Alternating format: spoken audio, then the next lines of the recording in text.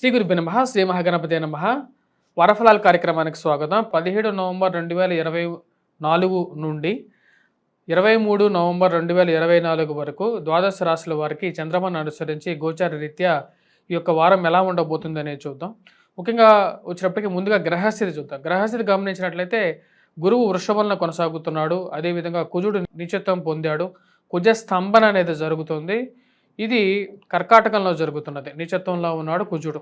అదేవిధంగా కేతువు వచ్చేటప్పటికి మనం గమనించినట్లయితే కేతువు కన్యలో, అదేవిధంగా రాహు వచ్చేటప్పటికి మీనంలో, మరియు బుధుడు రవి కలిసి వచ్చేటప్పటికి తన యొక్క మార్పు జరిగిందన్నమాట. రవి యొక్క మార్పు అనేది 16వ తారీఖున జరిగింది.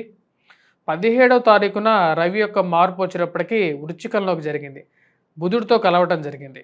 అదేవిధంగా శుక్రుడు వచ్చేటప్పటికి మనం గమనించినట్లయితే ధనస్సులో కొనసాగుతున్నాడు. శని కుంభంలో కొనసాగుతున్నాడు. ఇటువంటి గ్రహస్థితి రాబోతున్నటువంటి వారం రోజుల పాటు ద్వాదశ రాశుల వారికి ఎలా ఉండబోతుందని చూద్దాం. తదుపరి మీనరాశి. మీనరాశికి ఈ యొక్క వారం కొంచెం మిశ్రమమైనటువంటి ఫలితాలు గోచరిస్తూ ఉన్నాయి. వృత్తి వ్యాపార రీత్యా కూడా ఈ యొక్క వారం అధికమైనటువంటి ఖర్చు ఎక్కువగా ఉండే విధంగా ఉంటుంది. దుబారా ఖర్చుని కొంచెం దూరంగా ఉండవలసినటువంటి ముఖ్యమైనటువంటి సూచన. ఎటు చూసినా సరే పోయేటువంటి ఖర్చే కానీ వచ్చేటువంటి డబ్బు లేదు అనే విధంగా అప్పుడప్పుడు మనసుకి తెలుస్తూ ఉంటుంది. కుటుంబం కోసం కుటుంబంలో ఉన్నటువంటి పుత్రులు మరియు అదేవిధంగా పుత్రికలు వారి గురించి, వారి యొక్క అభివృద్ధి గురించి డబ్బు అనేది ఖర్చు అవుతూ ఉంటుంది. కొత్త బిజినెస్ ఆరంభించాలి అని చెప్పి, కొత్త గృహం కొనాలి, ల్యాండ్ కొనాలని చెప్పి డబ్బు ఖర్చు పెడతారు. స్థిరచరాస్తి కొనుగోలు విషయంలో 1కి 2 సార్లు ఆ యొక్క ల్యాండ్ డాక్యుమెంట్స్ని గుర్తుపెట్టుకోండి. అవి కరెక్ట్గా ఉన్నాయా లేదా అని చెక్ చేసుకోండి. పత్రాల విషయంలో జాగ్రత్తగా ఉండండి. ఎక్కడో పెట్టి పత్రాలు మర్చిపోవటం, 10 సార్లు వెతకడం అనేది జరుగుతుంటుంది. కష్టపడి సంపాదించినటువంటి డబ్బు జాగ్రత్తగా ఖర్చు పెట్టడం. ఎంతో నమ్మి మీరు వారికి ఎదుటివారి చేతిలో మీరు పెట్టినటువంటి డబ్బు తిరిగి రానటువంటి పరిస్థితిలో బాధ కలిగిస్తేటువంటి పరిస్థితి ఏర్పడుతూ ఉంటుంది. ఈ రాశి వారికి వచ్చేటప్పటికీ ముఖ్యంగా వైవాహిక జీవితంలో కొన్ని కష్ట నష్టాలు ఉన్నప్పటికీ కూడా వాటిని 10 మందిలో పెట్టి పంచాయతీగా మార్చుకునే దానికన్నా మనమే వాటిని సాల్వ్ చేసుకుంటే మంచిది అని చెప్పి నిర్ణయించుకుంటారు. పిల్లల యొక్క ఎదుగుదల విషయంలో మీకున్నటువంటి విషయాన్ని క్లియర్గా చెప్పడం జరుగుతుంది. వారు ఏం చదవాలి, ఎలా ఉండాలి అని చెప్పి ఒక క్లియర్ ఐడియాతో ఉంటారు. ఈ రాశిలో ఉన్నటువంటి విద్యార్థులకి మిశ్రమమైనటువంటి ఫలితాలు గోచరిస్తూ ఉన్నాయి. కష్టపడి చదవాలి.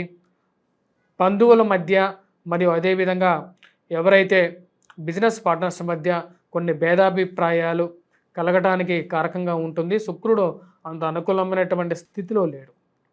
ఈ రాశి వారికి భాగ్యస్థానంలో రవి కూడా వచ్చేటప్పటికీ అంత అనుకూలమైనటువంటి గ్రహస్థితిగా గోచరించట్లేదు. వృత్తిరీత్యా వ్యాపార రీత్యా ఈ వారం వ్యాపార పరంగా రొటేషన్ అనుకూలంగా ఉన్నప్పటికీ కూడా సమయానికి డబ్బు ఏదో విధంగా ఖర్చు అవుతూ ఉంటుంది. ప్రతి విషయంలోనూ ఆలోచించేటువంటి మీరు కొన్ని విషయాల్లో ఆలోచించకుండా ఎలా ముందుకు వెళ్ళారు అని తెలియనటువంటి పరిస్థితి ఏర్పడుతూ ఉంటుంది.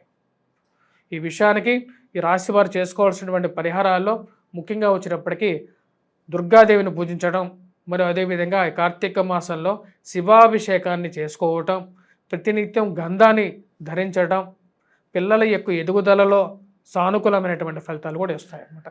కుజుడు పంచమంలో నీచత్వం పట్టినప్పుడు, దాని యొక్క కుజ స్తంభన జరుగుతున్నప్పుడు చతుర్థంలో, పంచమంలో 2 స్థానాల్లో వచ్చేటప్పటికి ఇది అంత అనుకూలమైనటువంటి ఫలితాలు ఇవ్వదు. ఈ యొక్క మీనరాశి వారికి వ్యయ స్థానాల్లో వచ్చేటప్పటికి శని కూడా వచ్చేటప్పటికి కొంచెం మిశ్రమమైనటువంటి ఫలితం. ఎందుకంటే ఈల్నాటి శని ప్రభావ రీత్యా మరి కుజుడు కూడా పంచమంలో నీచత్వం పొందినందువలన ఈ యొక్క పరిహారం చేసుకోండి ఈ యొక్క కార్తీక మాసం మొత్తం. స్వస్తి.